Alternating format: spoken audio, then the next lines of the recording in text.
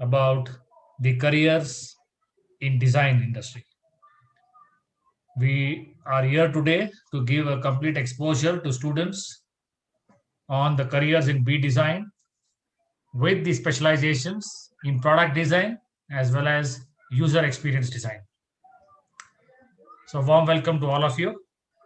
Before we move on to the presentations from various speakers, I would like to take this opportunity of introducing our esteemed list of speakers for today's event. I would like to introduce the Honorable Vice Chancellor of Dayanand Sagar University, Dr. K.B. Murthy. Sir is also a professor of computer science engineering while being the Vice Chancellor at Dayanand Sagar University. Sir has also been the former Vice Chancellor at PES University, Bangalore. Sir holds a bachelor's degree in electrical power engineering and master's degree in electrical engineering from Indian Institute of Science, Bangalore. Sir holds a PhD in computer science and engineering from IIT Madras and has worked as a research specialist in parallel computing at New Mexico State University, US.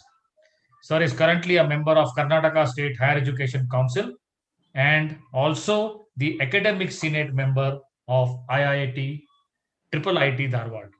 A warm welcome to you, sir. Thank you, Shinde. Our next speaker for the day is a veteran from the industry. I'd like to introduce Professor Arvind Srinivas. He has over 36 years of experience in the IT industry through TCS, working across different stages of an IT software lifecycle in different industry domains such as banking, finance, insurance, education, and manufacturing. He has worked in different roles, starting as a junior programmer, analyst, progressing to heading a multi-country account, unit product head, before being a part of the group level initiative of business excellence, interacting with aerospace, manufacturing, retail, IT, research, hospitality, and chemical companies in the Tata Group. A warm welcome to you, sir. Thank you, Shinde. Thank you very much. Our next speaker is a young gentleman from the industry with his innovative thoughts. I'd like to introduce Mr. Nirmal Joseph. He's an innovation manager with about a decade of experience in the field of process R&D in jewelry manufacturing and innovation. He has worked on diverse projects from designing and establishing a first of its kind Karigar Center, an integrated jewelry manufacturing setup with all modern amenities, designing and developing a frugal automation for jewelry component manufacturing, and working on solving the age-old problems that plague traditional jewelry manufacturing through intelligent use of technology and innovation principles. He is also an innovation trainer and evangelist and the anchor for Titan Company's Innovation Champion program that has trained and developed more than 400 employees as innovation champions who now apply design thinking tools to solve their company's top challenges. A warm welcome to Mr. Nirmal Joseph. Thank you very much. Our next speaker for the day is Professor Dr. Sonal Keshwani. She's done her PhD from Indian Institute of Science, Bangalore. Dr. Sonal has worked on design methods for creativity and biological inspired design. During her PhD at Indian Institute of Science, her research interests include creativity, biological inspired design, knowledge based systems, and conceptual design. She wishes to apply emerging technologies to design to add value to design solutions. Post PhD, she was a guest researcher at the School of Knowledge and Science, Japan, Advanced Institute of Science and Technology. Before her PhD, she was a quality engineer at Tata Motors at the Pantnagar for 3 years. A warm welcome to you, ma'am. Thank you. And finally, we'd like to take the opportunity of introducing Professor Dr. B.S.C. Ranjan. He's also a PhD from Indian Institute of Science, Bangalore. Dr. Ranjan has worked on development of a method for creativity assessment during design process in his PhD and development of design model and theory during his MSc engineering at Center for Product Design and Manufacturing Indian Institute of Science, Bangalore. His research interests include knowledge-based engineering, CAD, artificial intelligence, machine learning in CAD, design optimization, ontology, design creativity, novelty, and requirement satisfaction assessment, design model and theory, special purpose machines, and machine tools. Post PhD, he worked as a project lead and research associate at CPDM IISc Bangalore. In industrial project involving global automotive tier 1 supplier, in his project, he worked for 3 years, leading a team of 4 people and a total 6 interns. This project, there were different needs that required working in the fields of AI/ML in CAD, knowledge-based engineering, ontology, and design optimization. A warm welcome to you, Professor Ranjan. I would now like to request our Honorable Vice Chancellor, Dr. Murthy, to set the context and share his views on the design industry. Over to you, sir. Thank you, Shinde. Respected co-panelists, the students and the parents who have joined this webinar. Dayanand Sagar University takes pleasure in giving you the information about the design program. Dayanand Sagar University has been doing a series of webinars on different programs of study so that the aspirants or students interested would get the right information to make an informed choice. I would like to put few points before you for taking a decision about your future path of study, the career path. First and the foremost thing that I would like to tell you is that in the last 1.5 years, we had the COVID pandemic. Therefore, few things were disrupted. Fortunately, and the good news is that things are settling down. Probably in the next 2 to 3 months, I think the life will become quite normal. That's one good news that we have. Second thing that we also need to do is, because you have just completed your +2, it is necessary for you to decide what should be the program of study you need to choose for your future, so that you would like the course that you're going to study. In other words, you're going to passionately pursue your program of study. For that, I give one important input that you can do, or the exercise that you can do. Make a list of all the programs that you are interested in.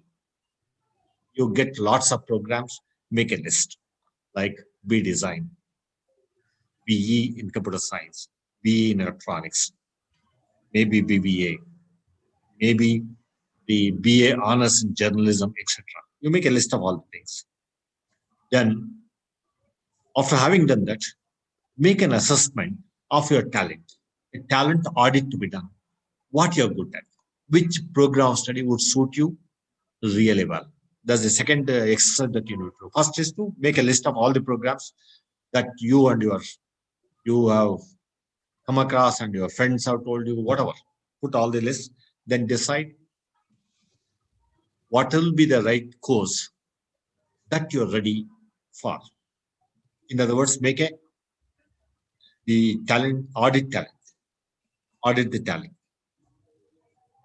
After that, freeze out or narrow down the program study that you are interested, your talent would match. As a design program is concerned, it's a program for those students who are interested in arts, who are interested in creativity, and that kind of a thing. That's exactly what design program is going to offer. Second, you must be ready for putting in the best efforts to succeed in this program study, because it involves lots of things. The next that you have to do is, which institute to pursue your program because you have made a decision on the program study. Then you need to make a decision on the list of institutes or which institute to study this program study. Make a list of 10 to 15 institutes that you have. Find out which institute is the right institute to pursue your studies, which gives you an opportunity for you to learn better. Then you also need to look into one more important aspect. The institute which is going to consider the future requirements of a program study, because there are a lot of changes that are happening in the recent past. You are aware that the changes are enormous. There are few indications or predictions with regard to the future of work. And one organization, or there are several organizations, one organization which is telling very clearly is the World Economic Forum, where the jobs that we see today will completely change in the years to come. The existing jobs, job roles, and the existing job titles would change in the next 3 to 5 years. Newer kind of things would emerge. That's one thing that input that we already have. The second input that we already have is the kind of skills that are required are far different. What are those skills? There are many skills which have been listed. Some of the skills are like this skill of sense making. Sense making means if you are given a numbers, set of numbers, how do you connect those numbers and make sense out of it? That's one skill that's required. Second is social intelligence. Social intelligence, how do you connect with others in a passionate and a deep way? That's the second kind of skill that's required for the future. The third skill that's required is multidisciplinary approach. Means you need to have the multidisciplinary kind of learning going forward. Means you need to learn subject other than what you're going to study. For example, if you're going to do design, you also need to study something about biology, something about a psychology, something about philosophy, something of that. Thereby, you can link it up to the programs that they're going to do. Then you also need to have some skills like soft skills like storytelling. Storytelling becomes an important, means how exactly you can communicate with others, how exactly you're able to communicate your idea to a person who does not know anything about it. That's the kind of skill required. And the next thing that you also need to understand is the skills which are required for the future are going to be very important for making a great career in the future. Therefore, when you choose an institute, choose that institute which has understood all these things, which has designed its curriculum, designed its pedagogy, designed its assessments around these kinds of skills. Then it becomes easy for you to join an institute and a program study which suits your requirements. That's exactly what you need to do going forward. I'm sure the experts would tell you more about BDSM program, what exactly is in store, what Dayanand Sagar is going to offer. I'm extremely happy that Dayanand Sagar University has taken the initiative to give you the information about the design program so that you understand what is there in design program, whether it suits your kind of needs. And one thing that I would like to tell you very uh, elegantly, that design professionals will find opportunities in every walk of life. In every walk of life. Going forward, design professionals are going to be recruited by all kinds of industries across the streams. There's nothing like only one kind of thing. The design engineers are required by the manufacturing sector, by the automobile sector, by the IT industry, anything that you're going to talk about, they need design professionals. The amount of opportunities for design professionals are very, very huge. Therefore, I request all of you to take note of some of the things that are going to be indicated by the experts Make an informed choice. I wish best of luck to each one of you. And finally, thank the organizers for giving me this opportunity to share a few thoughts with all of you. Thank you. Thank you very much.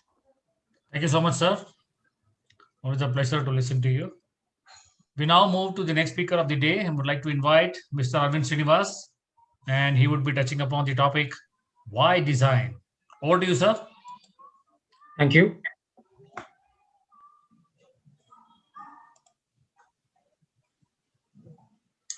I hope my screen is visible. Yes, sir. Sure. Thank you, Shinde, and thank you, Professor Murthy, respected panelists who are ready to speak, and the students and the parents and other my dear friends. I just thought I'm not exactly a person who's into the engineering field, neither nor in design. But then I thought I should tell you as to what exactly is design thinking, because this is something which dawned upon me in the last few years of my career. Design is a wonderful field where you use your creative abilities to conceptualize things around you. Most of the things that you see around you, right from the clothes you're wearing to the bag which you're carrying and the frame of glasses that you're wearing, if you're wearing spectacles, the furniture around you, the audio and the visuals that you see either in Amazon or Netflix with all that closed captions on are nothing but design. Being a designer is loads of fun and creativity, but it also requires a lot of hard work, self motivation, and responsibility. So let me just take you through, first of all, as to what exactly is design. First, you should understand what's the difference between engineering and design, because there's a lot of confusion, especially for the people in the 12th standard like you, as to what exactly is engineering. Engineers are those who actually actualize what you see on the screen right now.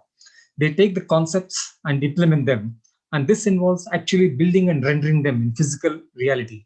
The one on the top is building a small PCB board. The one on the left-hand side bottom is a mechanical engineer with some gears, or the electronics and communication engineer at the bottom here with all those circuit boards and all that. This is definitely what an engineer does in terms of trying to take the concepts and actually implement them. But then what exactly does the designer do? The designer is actually creating a concept which is based on education, experience, natural mimicry. In fact, Sonal Keshwani is an expert in that, and best practices, and they are called plans, blueprints, or designs. But then subsequently, you actually implement them as well. And as Professor Murthy indicated, you use a set of lateral skills such as arts, philosophy, nature, other engineers, and any other skills which you have. And that's exactly where engineers also come into part of design, whereas designer can actually be anybody. That's where the difference matters. Design thinking emerged as a particular approach to creatively solving problems way back when many of us were not even born in 1960s. And it has nothing to do with the internet, let me tell you. It's nothing to do with technology also. It's just that internet enabled faster adoption since most of you are digital natives. And the discipline gradually evolved over time, looking into day-to-day life problems. And it's predominantly on human-centered design, very similar to the scissors for the left-handed people, or the wristwatch, or the utensils with a visual appeal. And it is established formally over the last 1 decade as a formal discipline of bachelor's degree. Look at this untying the knot. It looks very complicated, but then if you just pull it out very carefully with a lot of creative art, then boom, see, here it goes. It all just goes away. That's exactly what design is all about. Very carefully being creative and thinking all about. So, what exactly is design thinking? Design thinking is a process for solving problems by prioritizing the consumer's needs above all else. It relies on observing with empathy how people interact with their environments and employs an iterative hands on approach to creative iterative solutions. So, the key thing here is empathy and define design, as you can say, ideate and do all that. We'll just quickly go through all of this as well. There are basically 5 elements of design. And as you can see in this pentagon shaped picture over here, the first thing is what you see here is nothing but human centered design. If you do not understand the person whom you are trying to design it for, then you are simply creating it and it will simply not work. So you have to make sure that you empathize with the human being in case you're designing it for human being as well. Then you got to be creative. Creativity is a very difficult thing to define. And in fact, it's much more seen and experienced. But to be creative, one has to have a playful atmosphere, and that's very important for fueling creativity. It allows you to frame the problem in a new way and look at it from different perspectives and consider a variety of solutions. Iterations. Once you come out with a solution or a product, it's important to keep challenging yourself and ensure that you're delivering the solution that the people will love. The next part of element of design is collaboration. People with diverse perspectives work together, like as I said earlier, creating multidisciplinary teams that encourage different viewpoints through co-creation with the client and enabling a flat hierarchy. And ultimately, prototyping. A prototype can be used to communicate and test your information or things what you have tested, whether it's a sample product or an idea drawn on paper or creating tangible representations of a solution. All of this allows for sharing and gathering feedback before it becomes full scale design. So, this is exactly what human centered think is all about. Look at this small ketchup bottle on the left hand side. This is nothing but a very simple one where we had difficulty in squeezing out the full ketchup out of the bottle.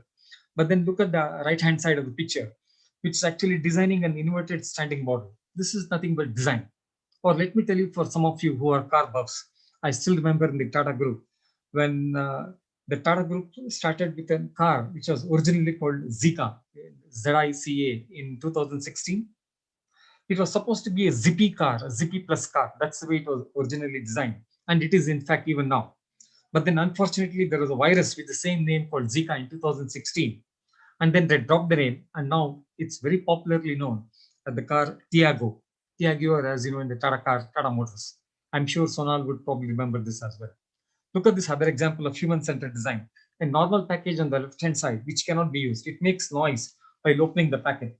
Product wastage could be high broken pieces. It is designed around the right side picture where you can see a round package for easy access to the product. And the snack size is also reduced for enabling the user to finish it in two simple morsels. Look at this. This is a very interesting example which I just got yesterday morning. This is a very interesting concept called parking as you go along the road. This is from a small town in the Midwest in the US where this actually been implemented. And this was something which I just got. I just thought I tried to share with some of my colleagues as well as some of you. It's a very simple on the road design where it's got the ability for the parking, which has got a makeshift garage, and it's probably going to get popular as we go along. And then look at this other example here. If you notice the push and the pull side of the door, which you see right now with the push and then the pull, they're fitted with the handle. The pull is always fixed with the handle. This creates the confusion in the brain. The design of a push-pull door by the cognitive bias of the human mind. For a brain, whenever you see a handle, you want to pull it. And that's exactly why most of the times, even when there is no pull, but if you just see a handle on the door, it generally means pull it towards your side. Whereas pushing a door may or may not have happened, but you just have to push that. That's something which is again based on human-centered design. Or look at this very popular one from Microsoft. While it's easy for us to appreciate the good signs, these things which are element are also need to be part of the same function. Bing uses the law of similarity, which you can see on the right-hand circle, which you see oval shape here, where you can see the voice search, you can see the image search, and also the text search. So multiple search accessibility icons are all placed together so that you don't have to hunt around where exactly you're going. But then is it design as simple as that? No, it's not necessarily so. While it's easy for us to appreciate good designs, it's also good to know what is not a good design. Look at this, for example. It looks like as if it is no safety in smoking first, but completely wrong. Carefully observe. It was started with no smoking and safety first on the color code, but then they separated out the two portions and added something else in between, and this became a very bad design. Or look at this, for example, in the baseball game. They initially had a baseball bat which was not designed, but then somebody said, why don't I put the super heaters and see the misfortune what it's created. Again, being creative. Creative competence is something that creates something new. And look at this example of this small staircase. It's very ideally designed to make sure that there are drawers around for optimizing the space. Or look at this, the underneath of the staircase. Look at this. It's just trying to create something which is possible to be used as a wardrobe and possibly some smaller things and even possibly a show rack, as you can see here. All this calls for a lot of collaboration with the different kinds of people, but the conception, the ideation is actually a designer. As you can see here in a close-up, It's nothing, it just looks, it's very simple one. But this is exactly what a designer does. Or look at this, the do-it-yourself sprinkler. This is using a small Bisleri bottle with a small pipe connected into the bottle which has been connected. And this guy is trying to water the rose plants with that. A very simple design. It doesn't call for any great thing. It's what I call as a desi jugaad. Or look at this, for example, how to easily lift and move the furniture with appliances in the store. This is on the removing the refrigerator, I mean the washing machine, as you can see, or in the refrigerator, whatever be that. A very simple design. This is exactly what happens in design. Look at this. This is something which some of you may probably have got. Taking this, instead of using wires and all that for the mobile phone, taking this mini magnetic power bank, it enables you to go wherever and obviously run never out of battery. It's very simple. You don't need to have the wires all around and do this. It's a very simple design of a power bank. Or look at this, for Professor Murthy talked about artists. Look at this art. It's a sign of art, which actually looks as if it's going to the hand, but never does it touch it. And this is a great design in terms of not just art, but the collaboration between engineers, civil engineers, concrete engineers, arts, everybody. This is a very classic example of design. Or look at this. This is another example of a handheld double strainer, which you can see that not a single drop of water without pasta or vegetables or anything follow. This is a very simple one. Or look at this example in the KitKat, where the bench. It looks like as if it's a KitKat paper which has been torn out, but that's exactly what's happening. Or look on the right-hand side. The handle where you hold the metro or the bus station bar looks almost like a watch. There's only one guy who is wearing the watch, but that's a very creative ad in terms of what people have done. Or look at this in terms of biomimicry, what I call. Biomimicry is something which is catching up very fast, though it started off as late as 1982. It basically looks to nature for inspiration. And nature has been striking examples of creativity and really look to solutions for modern day problems. The right-hand side is a set of birds which fly in a V-shaped mode. And that's exactly what on the left-hand side. You see the jets moving in a V-shaped mode, primarily because they want to avoid all the turbulence there. Or look at this, for example, the lotus on the right-hand side. It's a wonderful example of a shark skin like dry land. Micro rough surface naturally repels dust and particles in lotus. And as you can see on the water reflection on the right-hand side, accidentally somebody thought, how come the lotus is so clean without having much dust? And a German company called ISPO GmbH, which I have acknowledged here, they spent about 4 years in researching this paint, and they came out with something called lotus sand, and it's actually used, and it reduces dust to a large extent. The next part is iteration. Iteration is something which you have to keep doing. There is no way, because as I said earlier, this is one of the key elements. Keep repeatedly iterating and keep going forward. An example of iteration, the very famous Fitbit. The Fitbit, when it started off, it started as a small pocket design. Then it went on to the hip, as you can see here. And finally, on the right-hand side is what you see the shape, which some of you probably are familiar with or even wearing it right now. In fact, Fitbit is actually known for its consistency of model upgrades, which has made it separate or very unique from other wearable technology products. Prototyping, finally. Prototyping is something which is really required because you need to prototype, make sure that it's scalable. Otherwise, just go back to the drawing board and then keep refining it as you go along. Collaboration. It's a process of two or more people or entities working together to complete a task to achieve a small goal. That's what the classical definition is. But then look at this. This is typically, it doesn't have to be necessarily human beings. It can be anyone. Very similar to the way artist, a designer, an architect, anybody can come together and all of them can collaboratively design. That's the message here. Finally, I want to say, just follow your passion. Don't stop at the red or the yellow light. Just follow your passion, as the Honorable Vice Chancellor mentioned. Develop the passion for your chosen program of study. Whatever it be, you just continue to choose that. So I just want to conclude by talking about the 5 elements of human-centered design, human-centered creativity, iterative, and then collaborative, and then prototype, all of them getting fused into the design thing. And that's where I just thought I'll try to end. And we'll have questions towards it. Thank you very much, Shinde. Thank you so much. Thank you so much, sir. And wonderful. I think this is a super exposure to the students to understand, especially if they are looking forward to making their careers in design. It's a very, very creative, very, very, I would say, one of the most impressive areas to work on for the students. A lot of new things in that. Thank you so much. We now like to move on to Mr. Nirmal Joseph, and Nirmal Joseph would be talking about design thinking with the industry perspective. Over to you, sir. Um, Thank you very much. I would like to start off by thanking the organizers, Dr. Murthy and Mr. Arvind, for giving me this opportunity. I'm going to turn my video off now and I'm going to start sharing my screen. Sure. Please let me know if you are able to see the screen. Design Yes. thinking. Yes. Thank you. Thank you. Hi, good evening, everyone. It's a pleasure to be addressing a group representing the youth full of potential. So, I'm going to talk very briefly about what is design thinking and my own experience with design thinking. Let me begin by first asking the question, why do we need design thinking?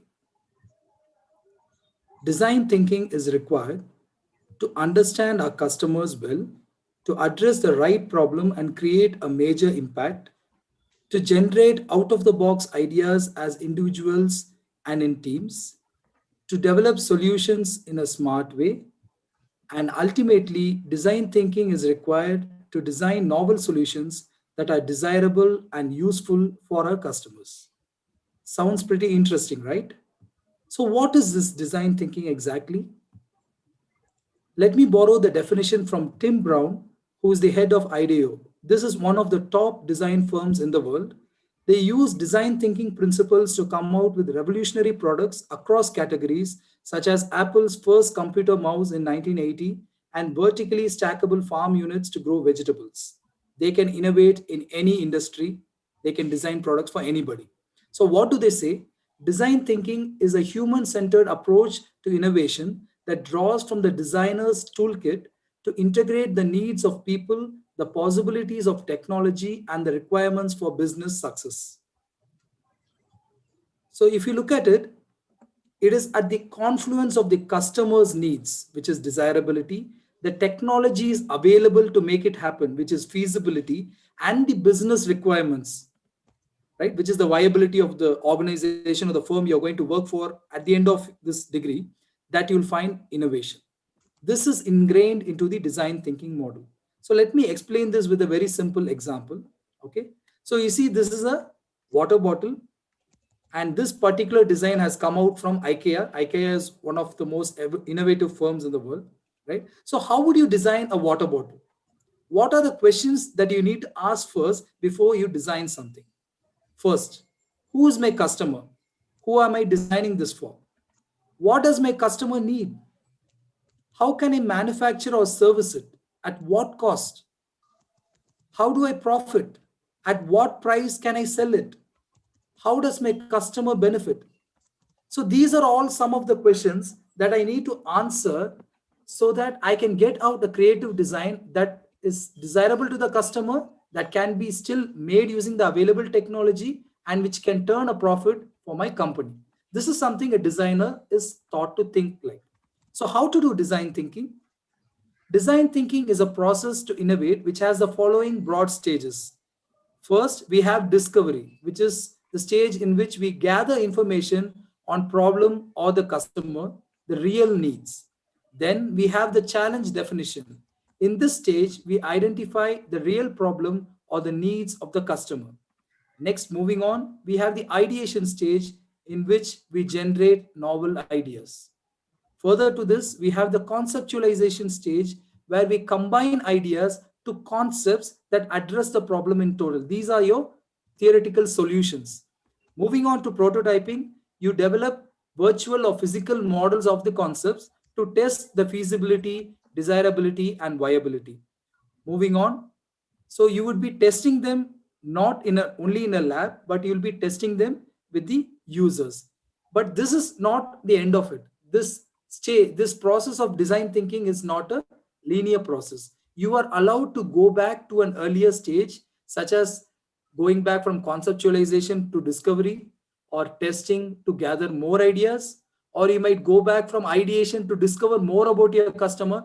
you can keep going back and improving upon your understanding and generating more ideas and prototypes to come out with better solutions. So this is the beauty of design thinking, and this is a very powerful process which ensures you get good solutions without having any failure in the market. So let us look at some examples of design thinking in action. Arvind had shown a lot of great examples. Let me add further to it. So first of all, I'm going to start off with a very common product, which you all would be familiar with. This is the famous Velcro. Now, the Velcro was developed when a person called George de Mestral was going for a walk with his dog. And his dog, which was having a lot of fur, got covered with these spiky seeds. And he realized that the spikes of this burdock plant is naturally trapping in the fur, and he made a new material which combined this fur and the hooks of the Velcro material, hooks of the burdock plant to create the Velcro material. Moving on, this is another example from the automobile sector. This particular fish species, also called the box fish, has a very unconventional shape, right? And people wondered, is it even aerodynamic? It is supposed to be in the water, so is it able to have a streamlined movement? And they tested it out using a model, a simulation, and they realized that it is actually very aerodynamic, and they used this particular design to create a Mercedes Benz car. Okay, and this is a biomimicry design which was inspired from a lotus leaf. Lotus leaf has a hydrophobic nature, water doesn't stick to its surface, and they decided, okay, this is a very good way for me to have a non-wetting umbrella to which water doesn't stay stuck, right? And to the right you find the Shinkansen bullet train, which is the original bullet train of Japan. The earlier versions of the Japan bullet train were very noisy. They created a sonic boom when they entered and exited tunnels, similar to an earthquake. And the inventor of the bullet train wondered, where can I find in nature a scenario where there is a change of media, but an animal or a plant doesn't make a splash? He identified the kingfisher, and the rest is history. The design of the Shinkansen bullet train was changed to fit the head of the kingfisher, and this is more silent, more efficient, and also travels faster than the original Shinkansen bullet train. Okay.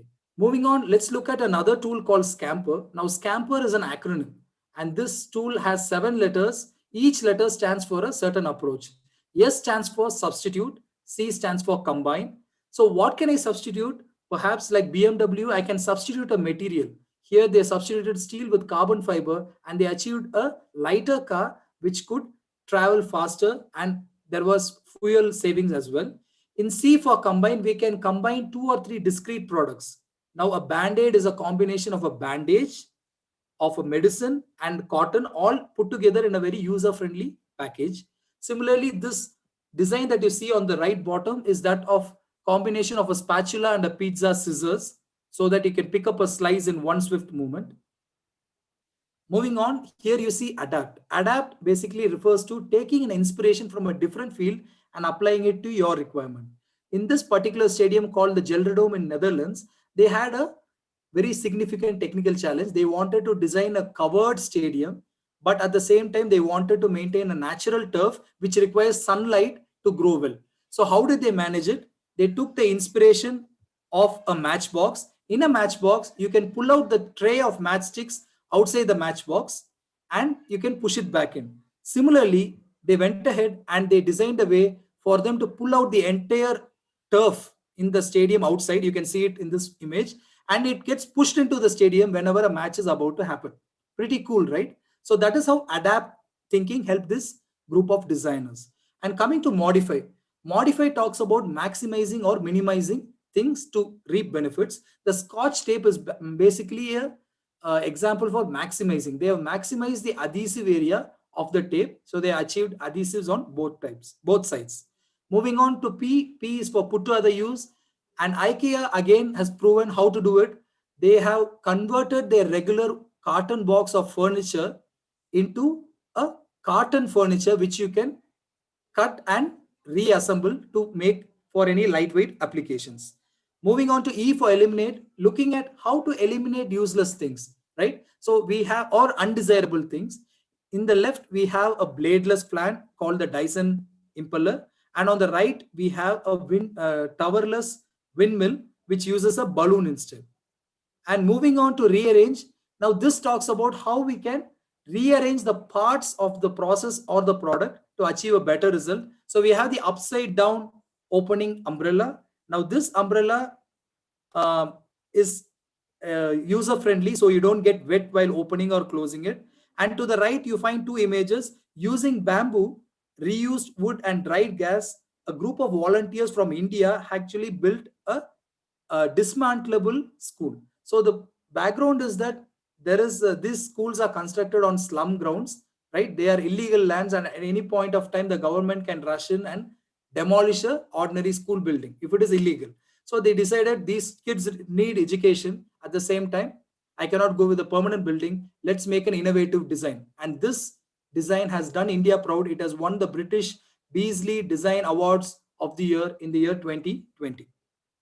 So once we have these ideas, we then need to prototype. And that is where it differs from the conventional approach. We do a lot of simple prototypes to test our ideas before we put them in the real life, thereby minimizing chances of failure.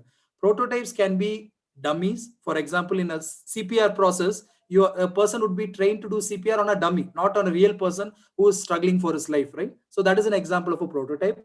We can have a 3D model. You see a model of two wheels meshing with each other. We can also have a storyboard where the entire process can be captured in stages, right? And that can be used to explain your idea. And we can also make a prototype using Lego bricks. Who said they're only for play? We can assemble scale models and show the world how our idea looks like. These are all ways in which designers need to think to get their ideas out to their customers and their sponsors. Okay, so let me talk about my experience with design thinking now. Okay, so I joined Titan 10 years ago, and at the time, it was a revolution in the making, I'm proud to say. So my team was interested basically with transforming a process where the jewelry karigars worked in this kind of environment. Sadly, some of them or most of them still do in Kolkata. However, what we did is we understood the process, looked at what they need, and basically we came out with a new business model. And after being exposed to the traditional processes, we were amazed to see them come out with beautiful jewelry designs from such poor workplaces. Our team worked on improving the working and living conditions. We studied their process and came out with functional and ergonomic workstations, tools, and layouts. So it is a business model innovation, I'd say, where we designed the entire factory. We gave them layouts. We gave them a lot of facilities from the start of the day to the end of the day. How do they need to maximize their productivity and also ensure their long-term safety, health, and other aspects? That's what we ultimately came out. It was a design thinking experiment which was very successful. And moving on, I was also part of the innovation school management, right? So that trains our employees who have education anywhere between high school and post graduation on the principles of design thinking to come out with solutions. We were surprised to see the amount of unique ideas we could come out with. Now you have to understand that most of the people were actually people who passed their 10th or 12th, nothing more than that. And they had years of experience on a technical skill set. On being exposed to design thinking, they came out with a lot of these prototypes. You can see the ideas on the right. That entire chart is a mind map or a place where they capture the ideas, some of which became prototypes, and they have actually translated into products of Tanish that you can now buy in a showroom. And I am now a firm believer in the power of design thinking to create innovations.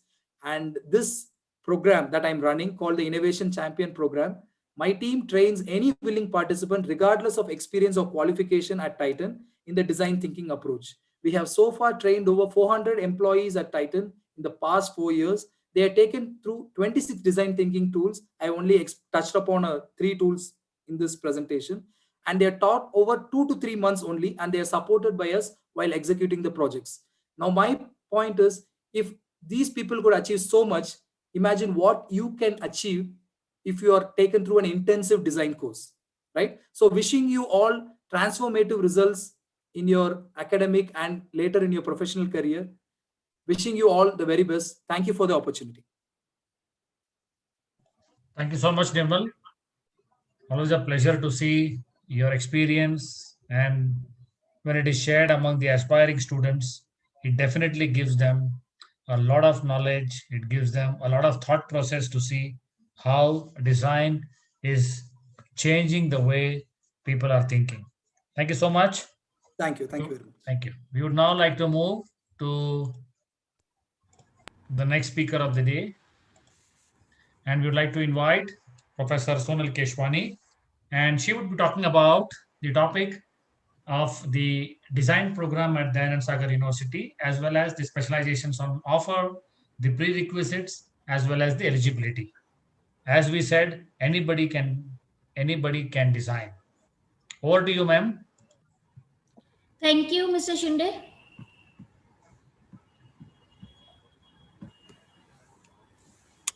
Can you see my screen? Yes, ma'am. Okay. So, respected Vice Chancellor Sir and the other panel members, students and parents, I welcome all of you in this presentation on Bachelor's in Design course, which is being launched by Dayanand Sagar University from this academic year onwards. So in this presentation, I'll touch upon the program structure, specializations, and the eligibility criteria for students to join.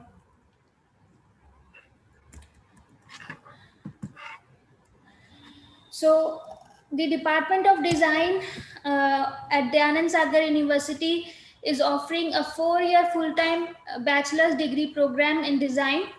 And the two specializations that we are offering from this year are product design and user experience design.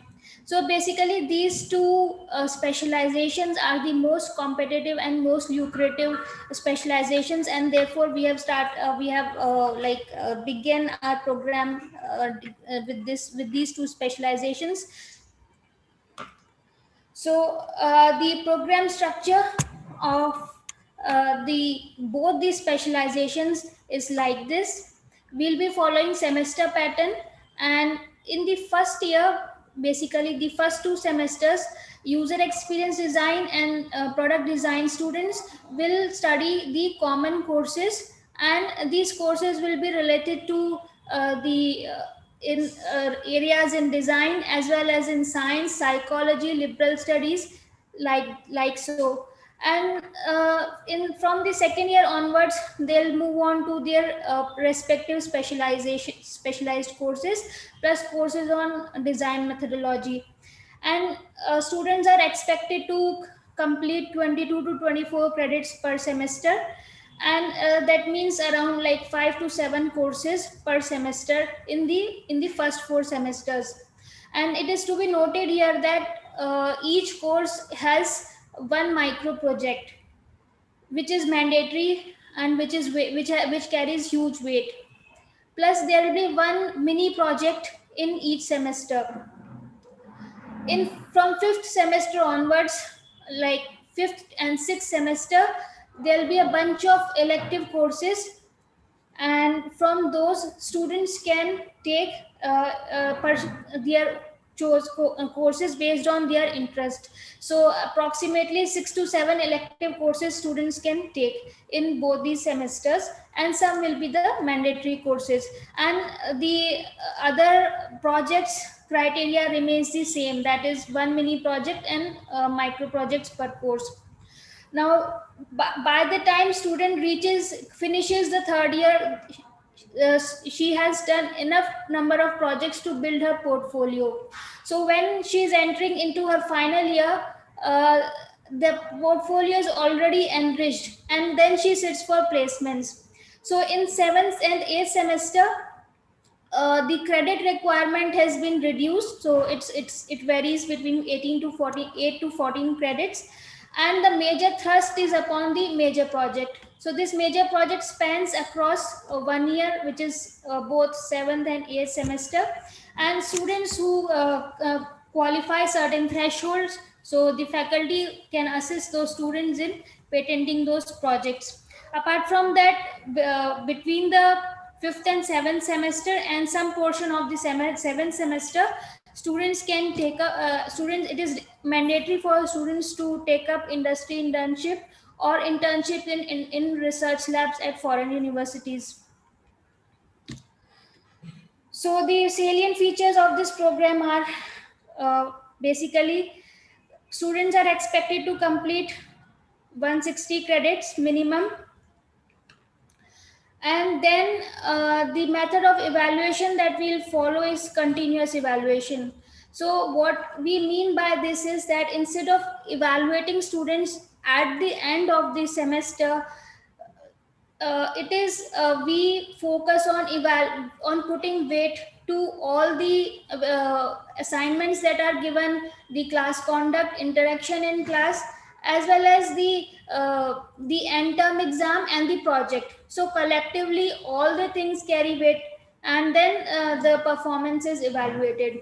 So this ensures that students are performing regularly rather than depending upon the last minute preparation.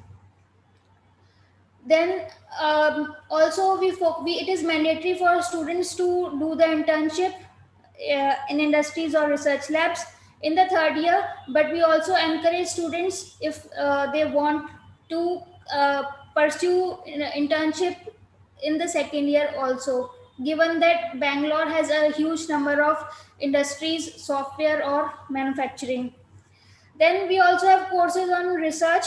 So there are 3 courses on research expo, and then there is one research project. So this gives enough exposure to students to have an orientation towards research, so that builds up a career, a future career they can take up in research. Then industry interaction is planned basically through workshops and also through guest lectures, industry visits. So this ensures that the expectations are set right, so students can understand what is the level of difficulty of the and the challenges of the projects that they are going to face, and then accordingly gear them, they can gear themselves with the required skills. So as I said that the this choice based career, basic choice based credit system means that students can take elective courses, a large number of elective courses, so as to pursue their interest. And huge weightage is given to project, which is, it is very important. Projects are extremely important in this program, and there are approximately 40 micro projects, 6 mini projects and 1 major project. So mini projects and major projects, if the students are performing well, then we can and we encourage students to patent. So at DSU, we ensure that the students apply design knowledge through projects. So projects is not just about understanding the knowledge, understanding the concepts in design, but the application of it. So the projects are such that they are students are made to use the latest technologies, especially in AI, IoT, etc., to so that they match the industry requirements. And as I said earlier that students are exposed to research, so therefore it also gives them an opportunity to have a career, research in career, sorry, have a career in research. Through industry interaction, they get the correct expectation from industry. And also we encourage students to have patents and publications. So publications can come from the research projects that they are doing, and the faculty is who have done research, who have experience in research, assist students to come up with good publications. Again, DSU has engineering ecosystem design, as you have seen in a number of examples, that it involves the knowledge of both engineering as well as the creativity, arts, humanities. So engineering is also a key area in design. So you can have cross disciplinary teams, and this will be facilitated by DSU. And a large number of manufacturing firms and so IT firms in Bangalore ensures that students get enough of industry exposure. So here you have already seen a large number of examples in design, but so I am not going to repeat those. But what I want to show here is that in the first example, you see the four-wheel the design solution has taken the benefit of four-wheeler as well as the two-wheeler. In the second case is the second example is an illustration of the website development, and you see old age people how difficult it is for them to use internet. So if we can make websites which are more user friendly to old age people, to children, to basically websites that are designed specifically for education, entertainment, and so on. So this is also one prominent area. Then at the bottom, what you are seeing is an MRI scanner, which is designed specially for children to make the overall experience more enjoyable for children. So it looks like as if children are going in some trip, like, so it's not scary. Now, the next example that we are seeing here is that of a rocking chair, which keeps the light intensity constant when you are reading. Again, there's this pod. This earring is designed to keep earpod in place. This is a lifestyle product. And then look at this packaging, how tempting it is. It is not just tempting, but it also serves the functionality of keeping the biscuits like away from insects, and doesn't like protects it from breaking and from insects. So as you can see here, design is ubiquitous, means it varies. You can see the design solutions existing in the domain of automotives, website development, furniture, then healthcare design, lifestyle product design, packaging, branding. So there are plethora of opportunities for designers. And for product designers specifically, they have the role to play in automobile manufacturing, packaging, branding, healthcare, agriculture has huge opportunities, especially in India, and architectural firms. In these industries, the designers can play the role of product designer, industrial designer, a modeler. So we talked about prototyping. So this prototyping can be done in CAD model, clay, and also paper, cardboard. There are so many mediums. So that itself is a huge opportunity. And then design researchers. So you can, entrepreneurship is a very those who want to have their own business in technical domain, design BDES is an ideal course for them, because the kind of questions that you ask, like what price you will sell a product, these kind of questions a mechanical engineer will not ask, but a designer is made to ask and also to answer such kind of questions. So it's ideal course for those who want to have their own business, and as well as you can have your own consultancy firms. Similarly, for UX experience designers, you also have IT industries apart from the other industries that I've talked about. And the role that UX designers generally play in these industries is that of like UX researcher. So a UX researcher is somebody who studies the customer requirements, and also when a product is launched in the market, so takes the customer feedback. So the idea is to constantly interact with the customers. Then you can also have the roles of animation designer, game design is a huge market, and then interaction designer, web designer, then again researcher, entrepreneur, and you can have your own consultancy firms. So the eligibility criteria here is that if you have got 50% in your 12th standard from any stream, so this is important, from any stream, from a recognized board, but English is a mandatory course. Fine. So English is required, and minimum 50% of marks are required in 12th standard in any stream. Either you should have done this, or minimum 50% marks in a 3-year diploma. Again, English is a mandatory course in this case also. So English is a mandatory course, and then you should have a test score in UCET or DSAT. So basically, if you are interested in studying the multidisciplinary areas, if you want to make change through your own efforts, if you get bored with routine tasks and you want to keep venturing into new projects, and if you value your creativity and you want your creativity to be valued, and if you want to take the job opportunities, the advantage of the opportunities and the investments that are available in the area of design, then this B Design course is for you. So welcome to B Design at DSU. Thank you.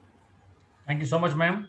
Thank you for a detailed presentation for all the students in terms of how do they look at and what are the prerequisites, especially for this most creative part of their career in terms of the design industry. Thank you so much. I would now like to take the opportunity of inviting Professor Dr. Ranjan, and Sir would be giving an exposure on the user experience design portion of the program, as well as the other inputs also. Over to you, sir. Yes, sir. Thank you, sir.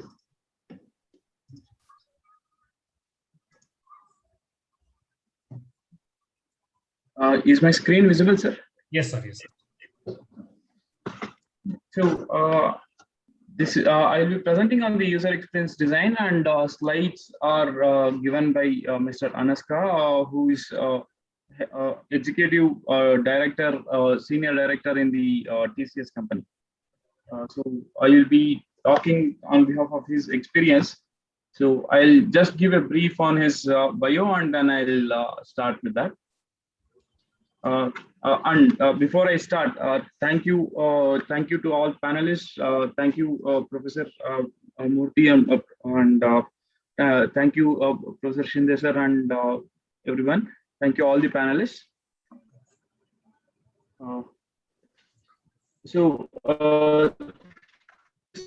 Like I mentioned, this slide prepared by Mr. Anaska on user experience design. He's from TCS Interactive Group in Kochi. He has done his this is a brief of his bio, and he has been a design engineer in number of industries before. He did his masters, which he started in 2008 and completed in 2010, and then he had worked in a couple of companies as user interface analyst and designer, and then he joined TCS, where he has worked as user experience lead and strategist, and then as head of design of the design lab, and then he is currently the executive design director in the TCS Interactive Group. So to start with, we'll be talking about evolution of products, particularly one product.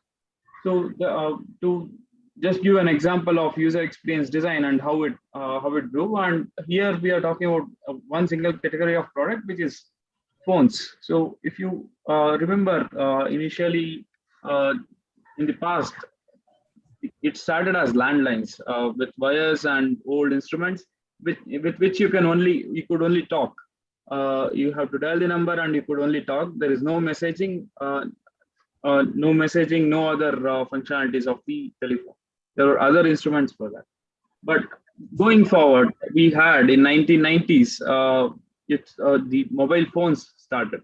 These are the old phones which had a small screen, 3-inch screen with buttons for using it. And this had, apart from the initial requirement of the docking itself, it had messaging and also crude gaming facilities.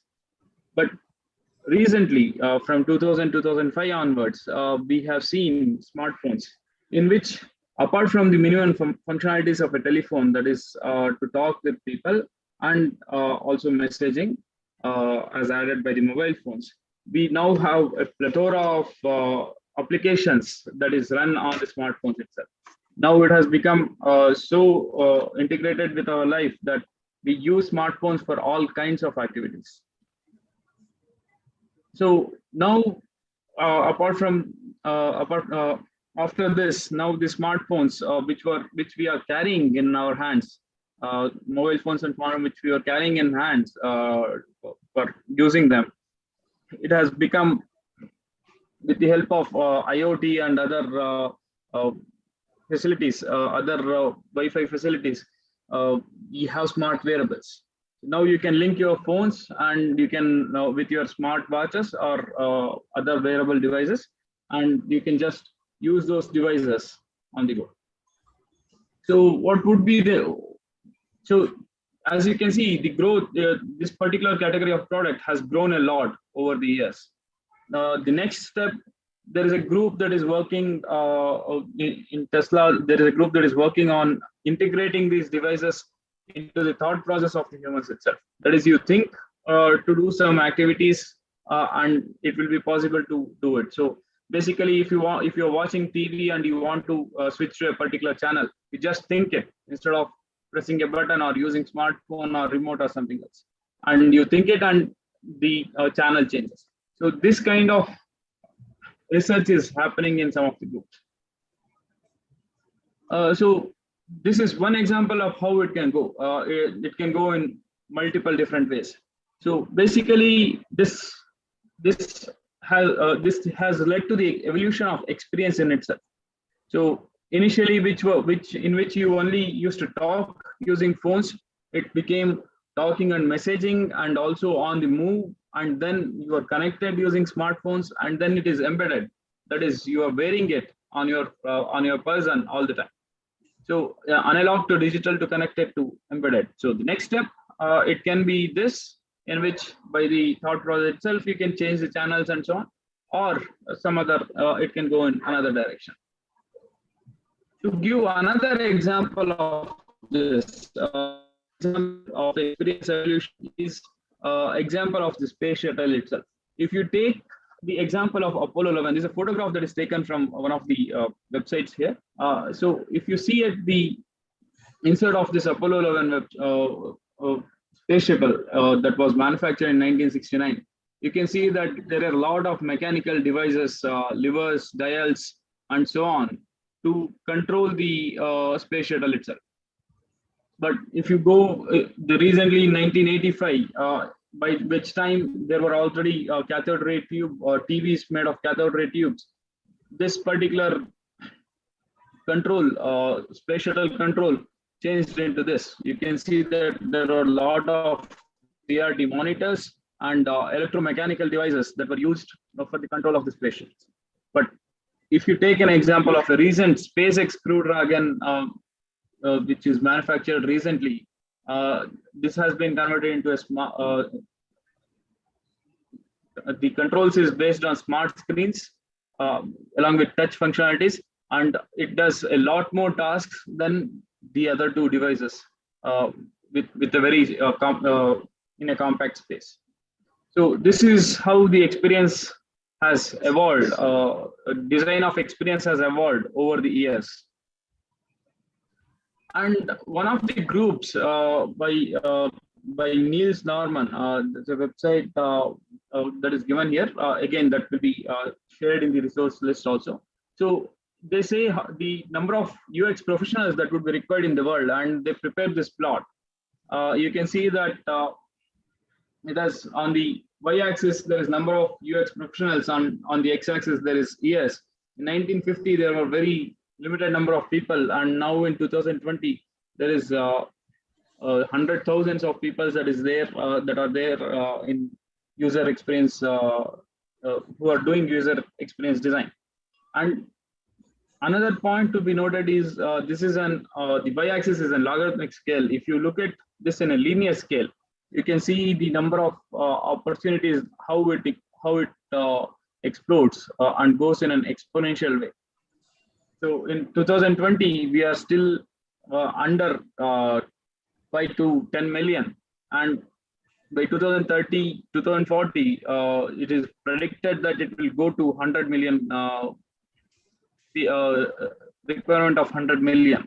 So these are exciting times for being in user experience design.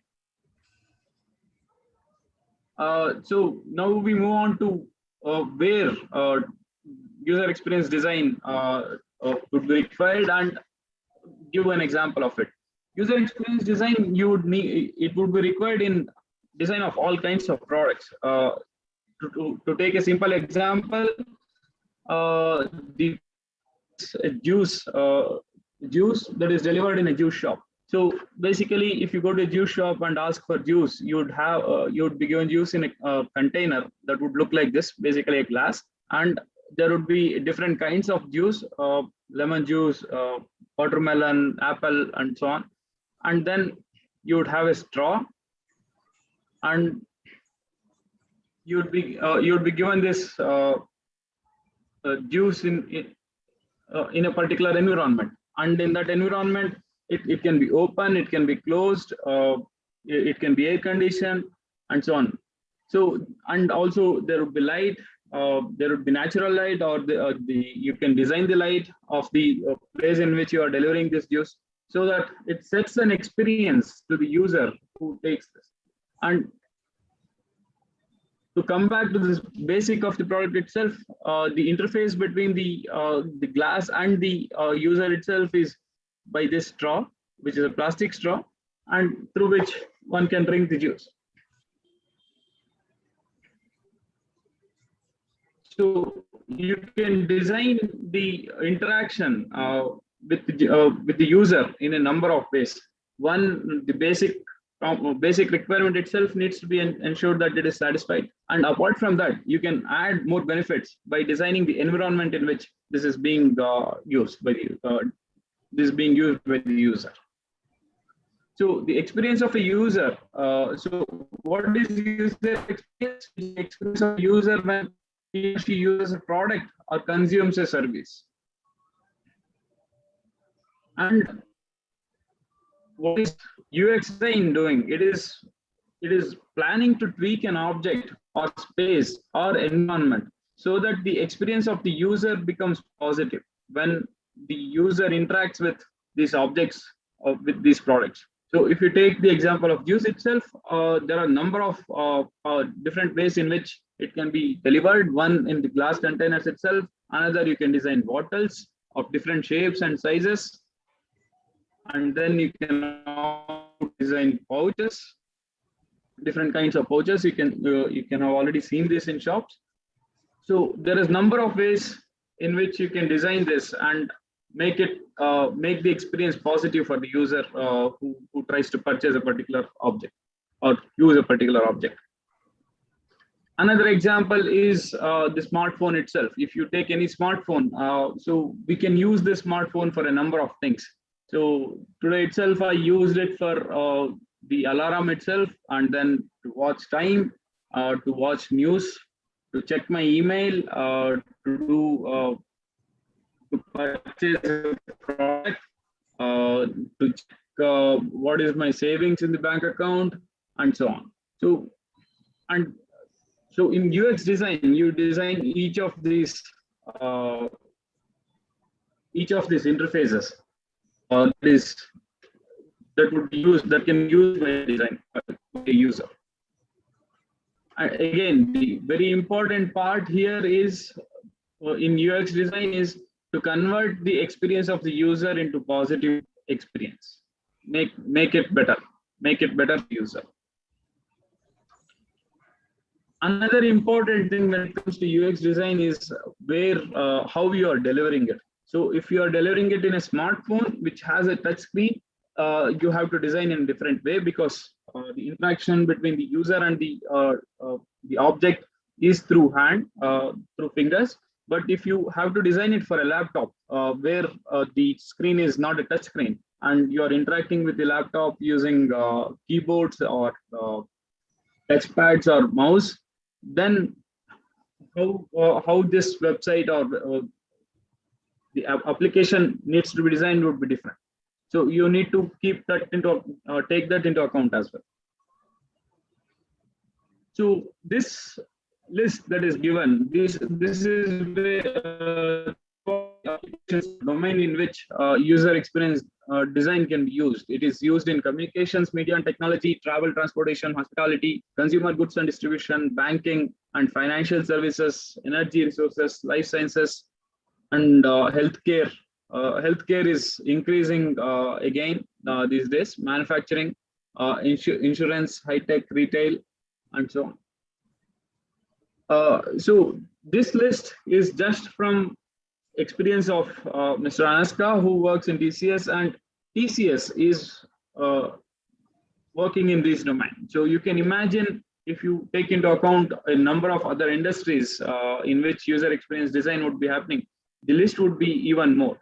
And who would be your end users or people for whom you're designing it? It can be postmen, insurance agents, loco pilots, company employees, car dealers, mobile banking customers.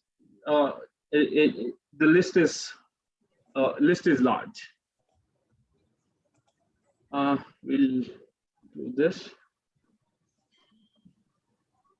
So, as already Mr. Nirmal mentioned, so you even in user-centered design, it's a 6-step process.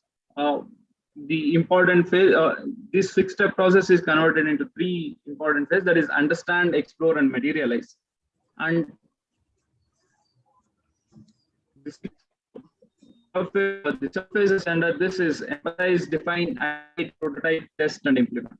While these are the major phases, this is not straightforward, this is not linear, this is always iterative.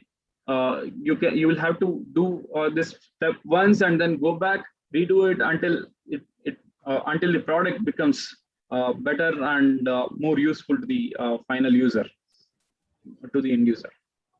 So user experience design, when you look through the lens, it is required for business experience and also technology. And then in the interaction between all these things, there is emotional innovation, functional innovation, process innovation. All 3 are involved before experience innovation can happen. That is, innovation in design of user experience can happen. You have to ensure that you take into account all of these aspects.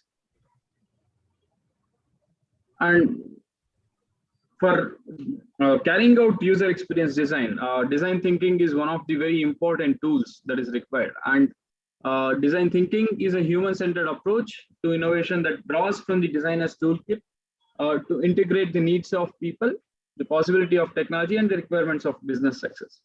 So you need to ensure that you also integrate design thinking in your design process, user experience design process as well. Just to give another example of to draw an analogy.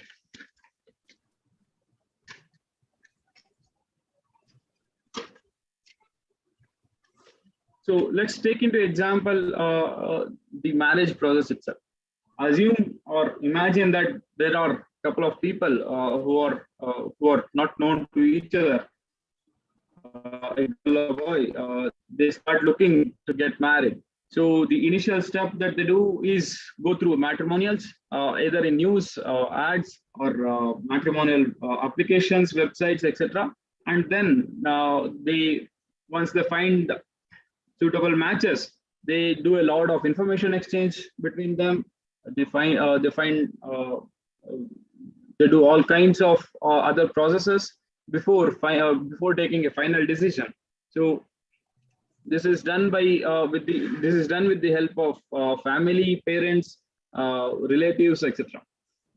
And then once this decision is taken, you have the event managers who would take care of all the aspects or lot of aspects of the marriage, such as preparation of invitations, preparation of catering, the halls, and all those things.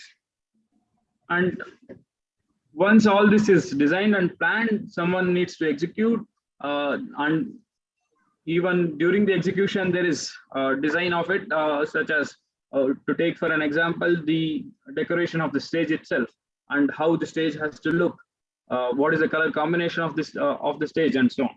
So all this all this is required in carrying out this particular process itself. So if you take the three people, so there are initial family relatives and so on, and along with that, you do the initial exploration, you do information exchange and final decision, and then there is event management, and then execution itself. So this, if you take, coming back to the analogy, so the initial part, family, relatives, and so on, they are the user researchers, finding out the best match, finding the best match, and then there are UX designers who design the entire process itself, the experience of the marriage itself, how it is planned. So these event managers are analogous to UX designers. And then the final stage decorators and all those things, they are the visual designers.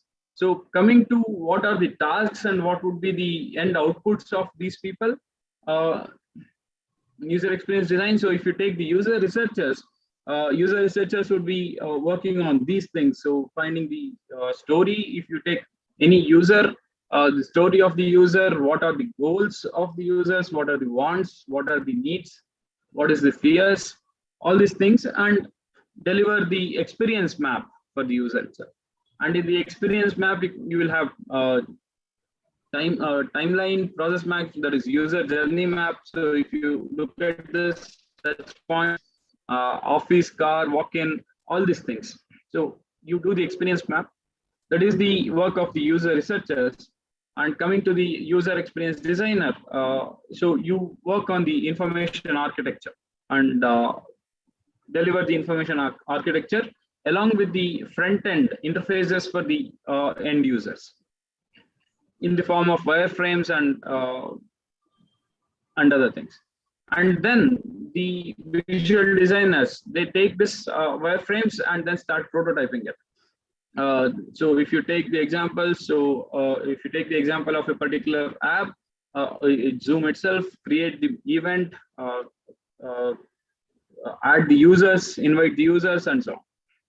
And another important part of the visual designers is to design the style, overall style of the interface itself, which involves, but not limited to, a design of the colors, selection of the colors for different locations, selection of the fonts, selection of the final results, how the final results would be displayed, and so on. This would be some examples of the outputs of user experience designers.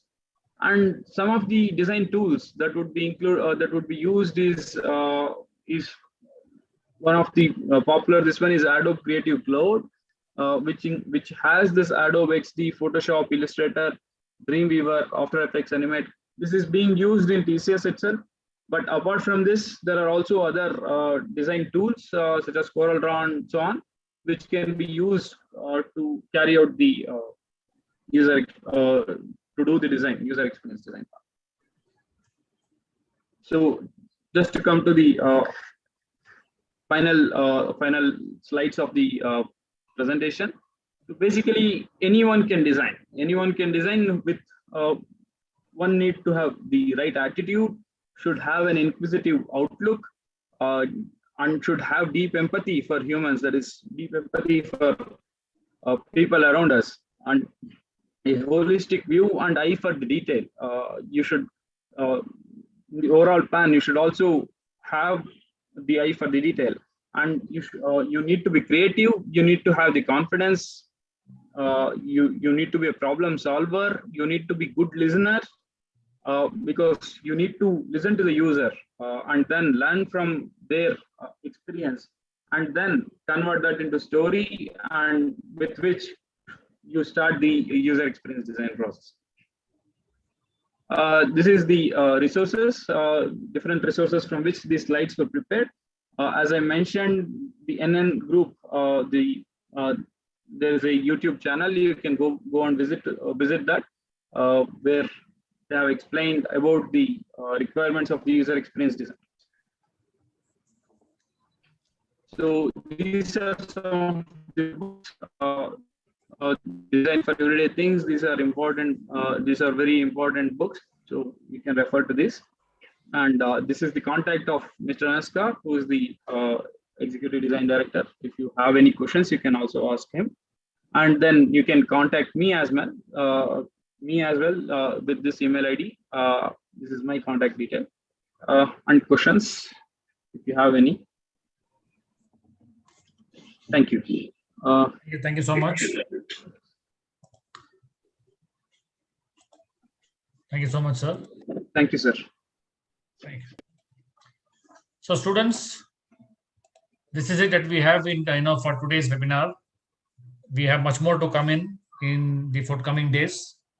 But yes, if you have any queries, do write to us, and we'll be happy to get in our experts to talk to you. You still have doubts in terms of what more does it require to get into the careers of design, doing the B design program.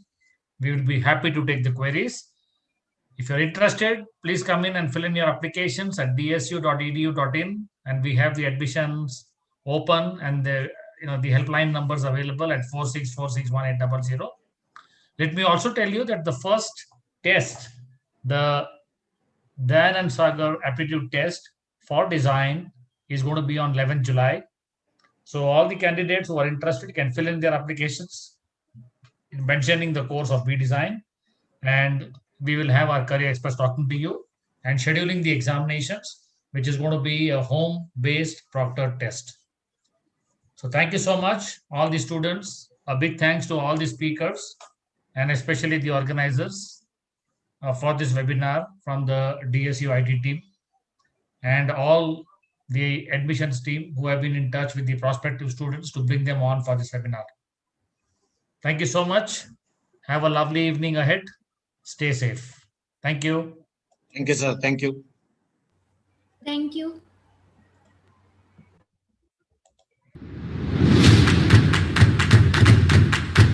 It's not just about classroom training, but it's also about industry-ready placement training. I have been placed in a very reputed company from Japan with the highest package. I'm looking forward for a successful international career right after college. Registrations for admission to Dayananda Sagar University is now open. For more information, visit www.dsu.edu.in.